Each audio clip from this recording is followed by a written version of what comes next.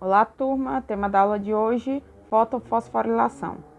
Primeiro, é importante que a gente revise a chamada moeda energética dos sistemas bioenergéticos, o ATP, ou adenosina trifosfato ou trifosfato de adenosina, em que nós temos a composição 3 fosfatos, e é entre essas ligações dos fosfatos que é guardada uma quantidade muito grande de energia.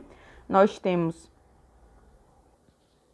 uma ribose e uma adenina, certo? Representado aqui da mesma forma os fosfatos pelo um P, para facilitar a visualização. Nós temos aqui 3 fosfatos, por isso que é trifosfato.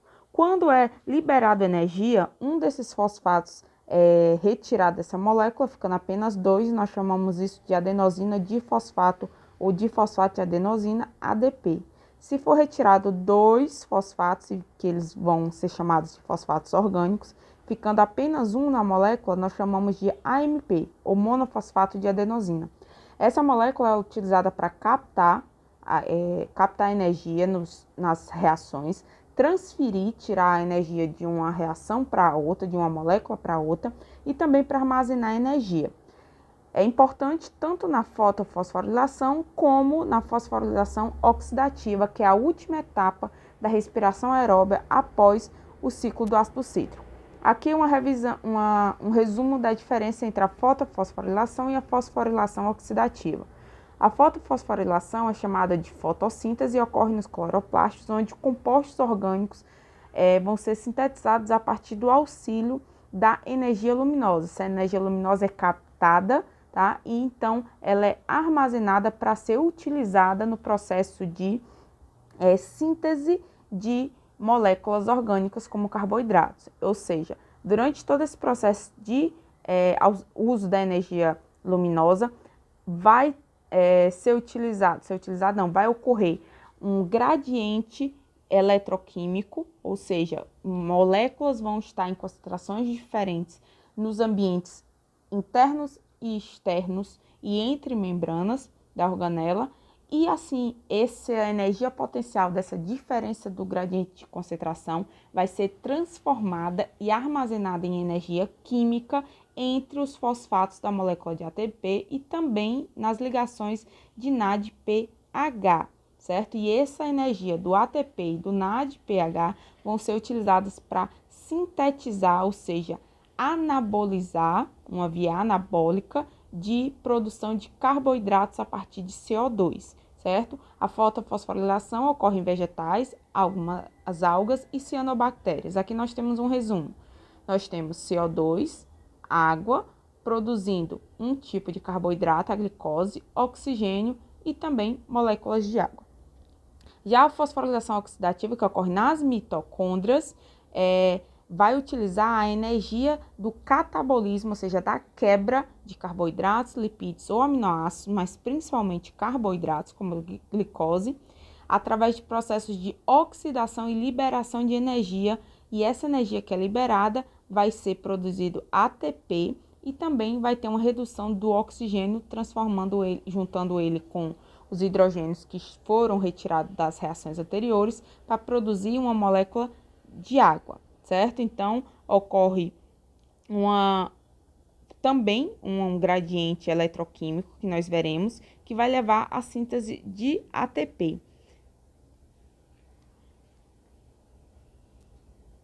Algumas semelhanças. Em ambos tem intermediários redox, ou seja, há reações de redução e oxidação nas etapas intermediárias dessas duas grandes vias bioenergéticas. Em ambos, a formação de um gradiente de prótons, ou seja, vai ter uma diferenciação na concentração de H+, separados por uma membrana, e essa diferença de concentração forma uma energia potencial, e essa energia potencial é transferida para as ligações entre fosfatos no ATP.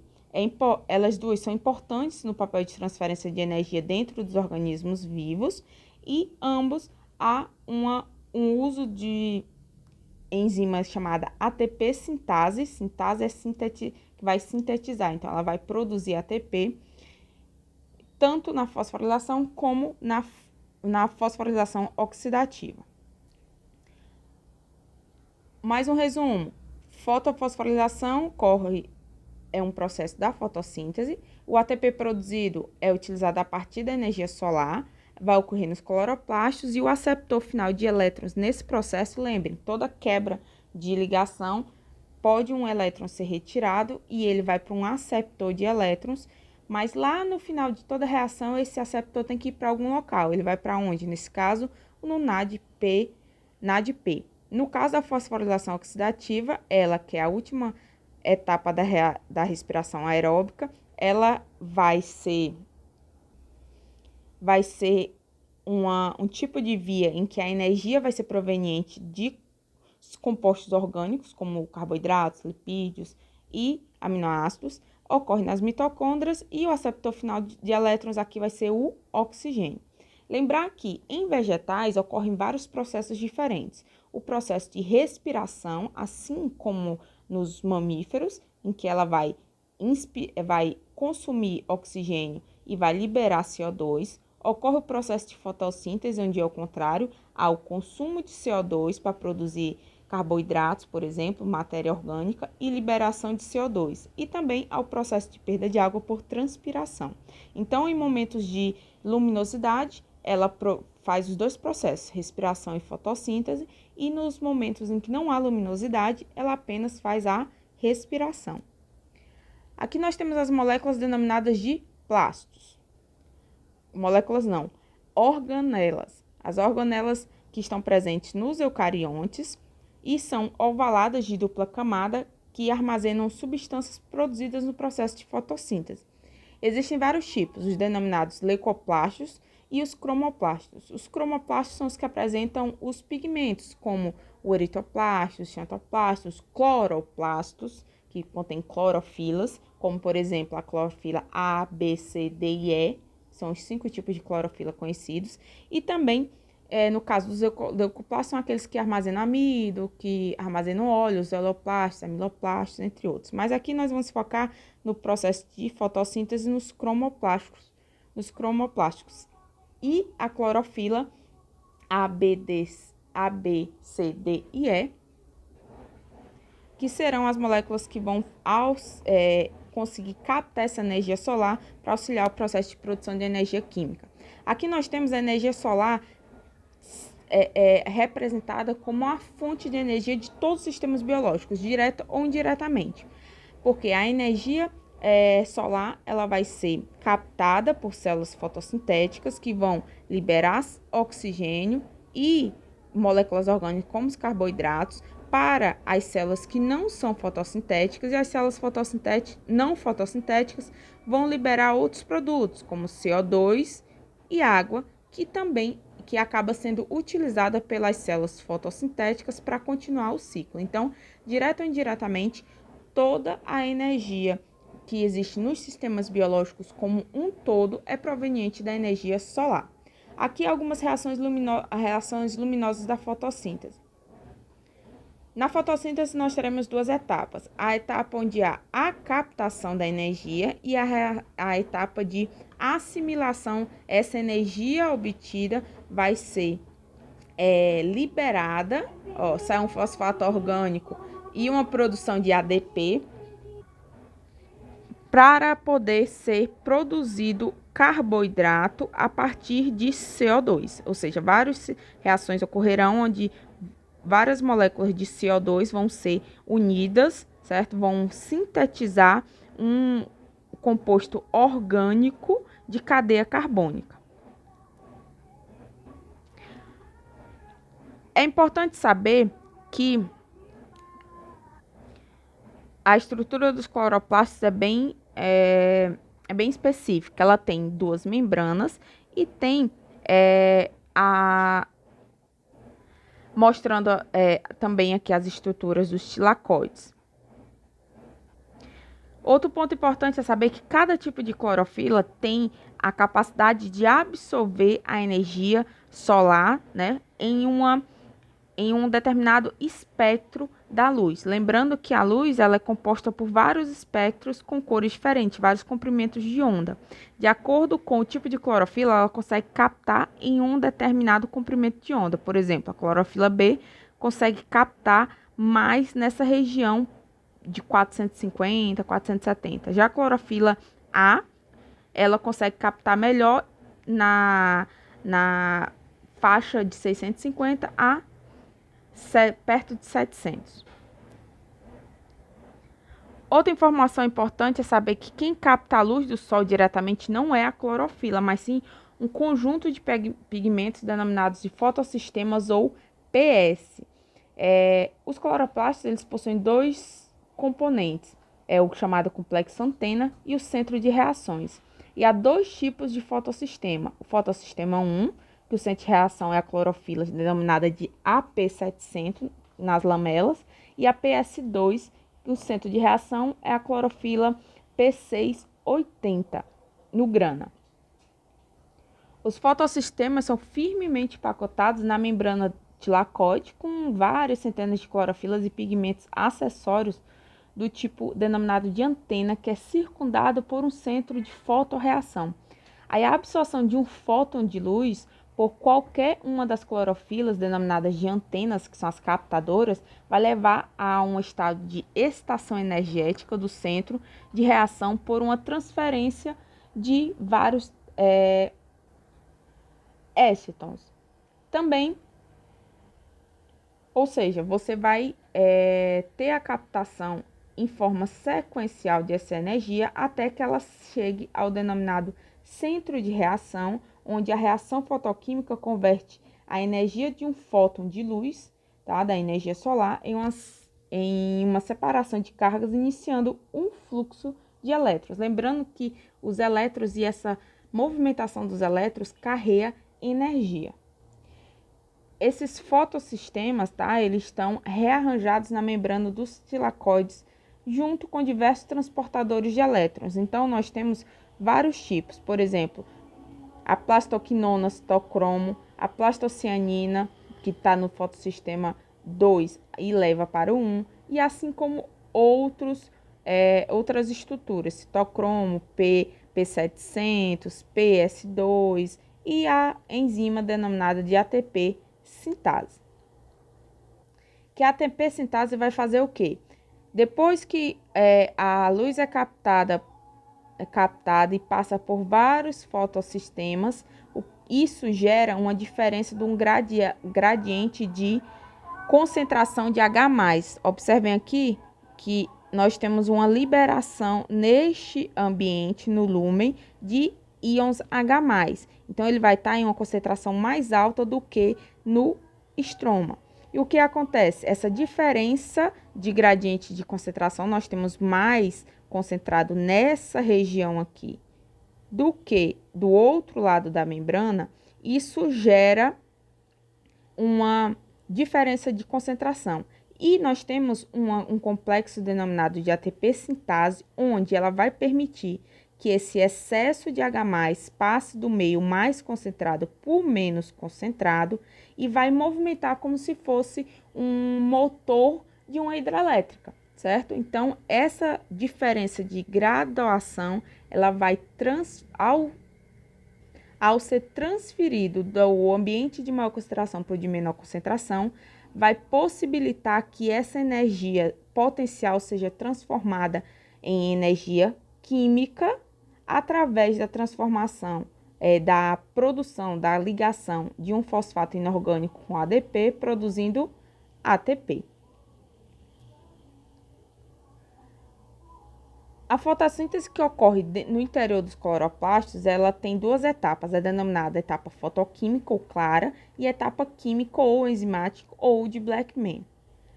Na etapa fotoquímica, as reações vão depender da luz e da clorofila para ocorrerem, ocorrendo assim nos tilacoides, e utiliza como substratos a luz, a clorofila, água, ADP, fosfato inorgânico e NADP. Já no final dessa fase, você terá como produtos ATP, NADPH2 e oxigênio. Já na etapa química enzimática ou de Blackman, não vai depender da luz e nem da presença de clorofila, ocorrendo assim na região do estroma e utilizando como substratos, ou seja, é necessário para iniciar essa fase, ATP, NADPH2, produzindo várias moléculas orgânicas como glicose, ADP, fosfato inorgânico e NADP, que vão ser reutilizados e reciclados para iniciar uma nova leva de fase da etapa fotoquímica ou clara.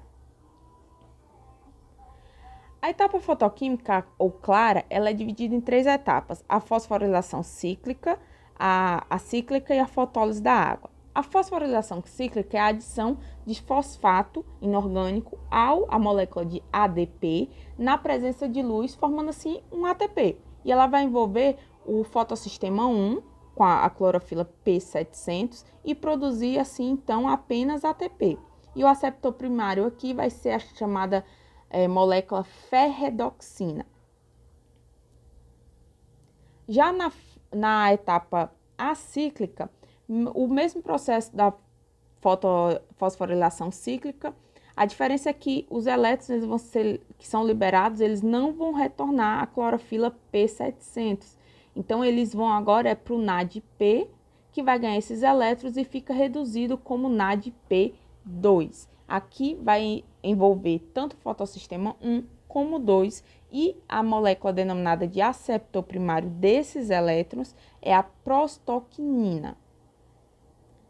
A terceira é a fotólise da água, ou também denominada de etapa de Rio, onde o oxigênio é liberado para a atmosfera, além de produzir íons H+, e elétrons livres. Esse H+, ele vai se ligar ao NADP, formando o NADP2, e os elétrons vão se unir à clorofila, denominada de P680 oxidada, levando ao estado dessa clorofila de forma não mais oxidada, mais neutra. E todo o oxigênio liberado na fotossíntese vai ser proveniente da molécula de água e não do CO2, certo? Então, esse oxigênio aqui que é liberado no processo de fotossíntese, ele vem de uma molécula de água e não do CO2, como muitos acham.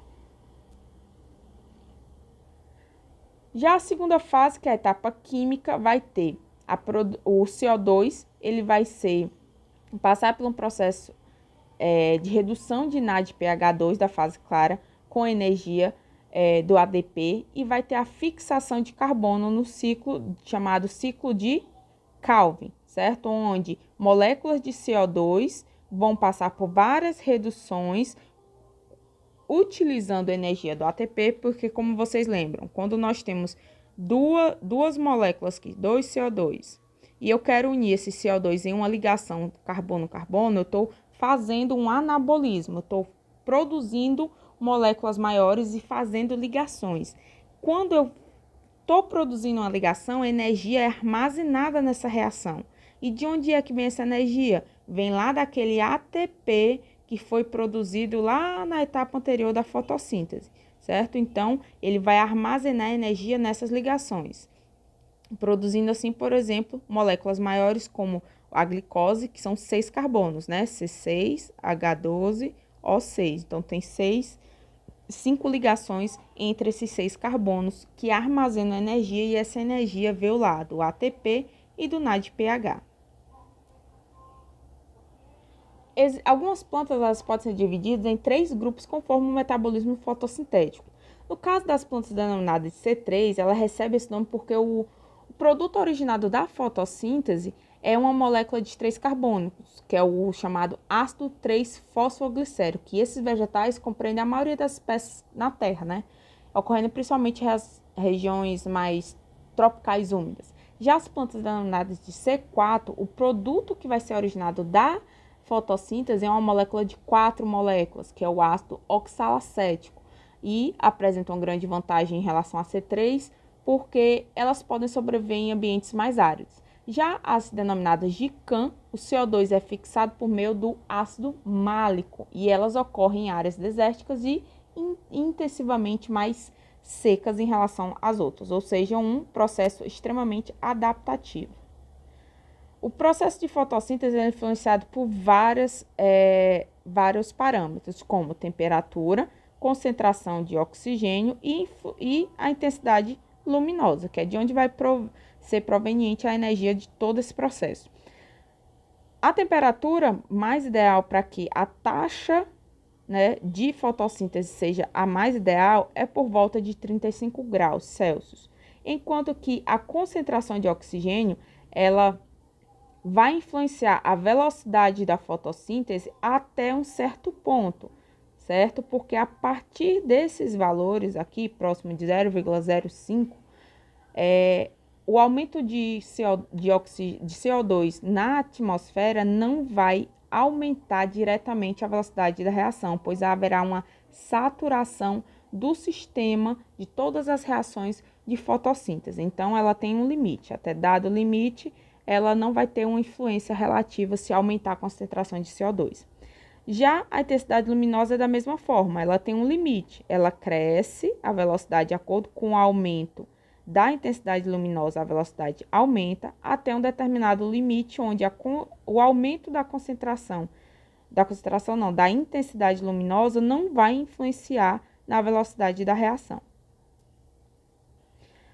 A fotossíntese que nós falamos agora foi em seres eucariontes. Já nos procariontes, os pigmentos fotossintetizantes eles vão estar nas dobras das membranas da membrana plasmática, denominados especificamente de cromatóforos ou lamela fotossintetizantes. E em bactérias, a fotossíntese ocorre através da técnica, né, da via denominada de fotorredução, tendo como pigmento a denominada bacterioclorofila, certo? E o espectro de luz é no infravermelho, aquele comprimento de onda. Não é no espectro visível do comprimento de onda. E aqui a fonte dos hidrogênios não é proveniente da água. Ele vem, por exemplo, de H2S. A quimiossíntese é o processo bem mais comum, desempenhando apenas em alguns tipos específicos de bactérias, como as ferrobactérias, as sulfobactérias, né, de enxofre, certo? Nitrificantes e metanogênicas. Nitrificantes são aquelas, por exemplo, que vão transformar nitrito, nitrato, nitrato, nitrito, tá? E as metanogênicas são aquelas que vivem em ambientes bem diferenciados, assim como o que tem uma concentração alta de enxofre, essas que são as que têm metano. Elas utilizam como fonte de energia liberada da oxidação desses compostos inorgânicos, sendo o resto basicamente semelhante ao processo de fotossíntese vegetal. Aqui nossos termos de hoje, referências, façam os exercícios, enviem suas dúvidas e tchau, tchau.